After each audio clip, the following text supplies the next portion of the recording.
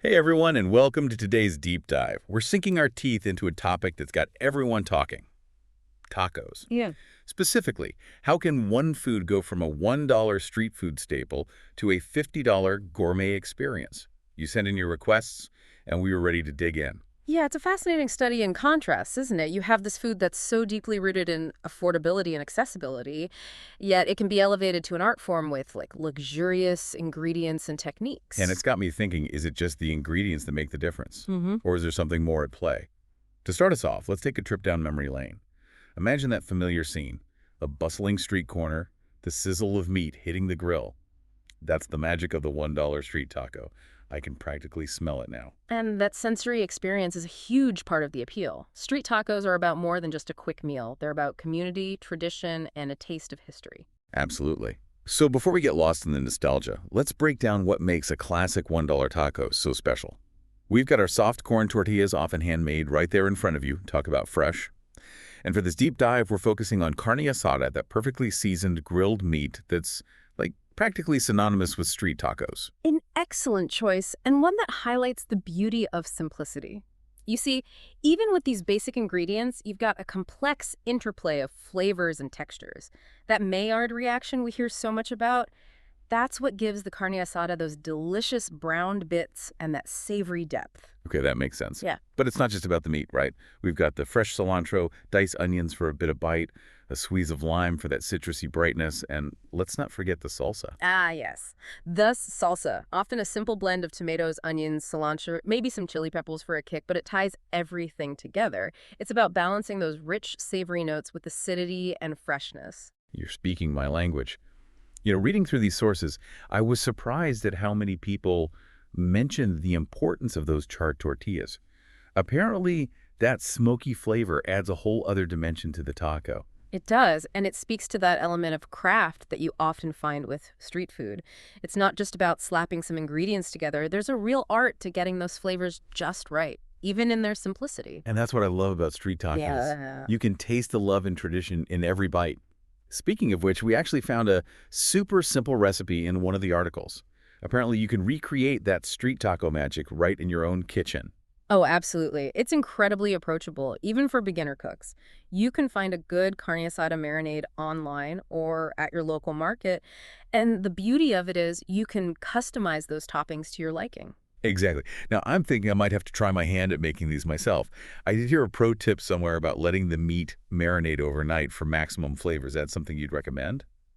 Okay, so we've explored the beauty of the $1 street taco, but now I'm really curious, how does a taco jump from a buck to a whopping 50 bucks? That's like fine dining territory. It is, and this is where things get really interesting. We're talking about chefs taking a familiar concept and turning it into, like, a luxurious experience. It's about sourcing premium ingredients, yes, but also pushing culinary boundaries with innovative techniques and presentations. So it's not just about swapping out regular steak for Wagyu and calling it a day. Not at all. Think of it like this. You can enjoy a symphony on your phone with headphones, right? But nothing compares to experiencing it live with a full orchestra. Gourmet dining is about creating that same level of immersion and multisensory delight. Okay, I'm intrigued. Paint me a picture. What are some of the elements that go into crafting a $50 taco experience? Let's start with the foundation. The tortilla. We're talking heirloom varieties of corn, often blue or purple corn, which have a deeper, more complex flavor than your standard yellow corn. Wait, blue and purple corn. That's a thing. It is. These heirloom varieties are closer to what ancient civilizations would have cultivated, and some chefs even take it a step further with a process called nixtamalization. Say that again? Nixtamalization. It's an ancient technique where the corn is soaked in an alkaline solution, like lime water. This softens the kernels, unlocks more nutrients, and adds a unique earthy flavor to the tortilla. Wow, that's incredible. So we've got our fancy corn tortillas.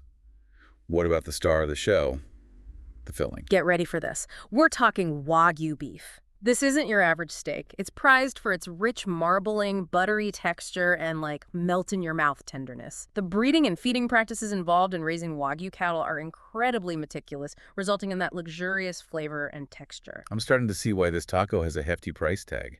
And what about the toppings? Are we still in the realm of cilantro and onions? We are, but with a gourmet twist.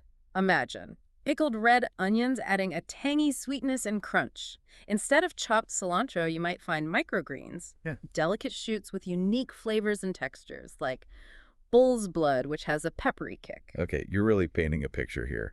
And the salsa. I'm guessing it's not just chopped tomatoes and onions. Definitely not. We're talking homemade salsa verde, often made with charred tomatillos for a smoky depth, garlic, fresh herbs, and maybe even a touch of something unexpected like roasted poblano peppers. It's all about those nuanced layers of flavor. This is all sounding pretty incredible, I have to admit. But let's be real for a second. Is it even possible to recreate any of this gourmet magic at home? Or are we talking, like, professional-grade techniques here? So we've explored the bustling world of $1 street tacos and the artistry of the $50 gourmet taco. But now, for the million-dollar question, which one comes out on top? Yeah, that's the thing, isn't it? It's not a competition with, like, a clear winner. It's more about understanding the distinct appeals of each experience and recognizing that both have something, special to offer. Okay, I like where you're going with this, so let's break it down.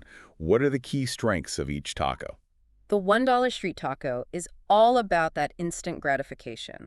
Those bold, vibrant flavors, the freshness, the cultural connection. It's a sensory experience that's hard to beat, especially at that price point. You're preaching to the choir. There's just something so satisfying about biting into a perfectly balanced street taco.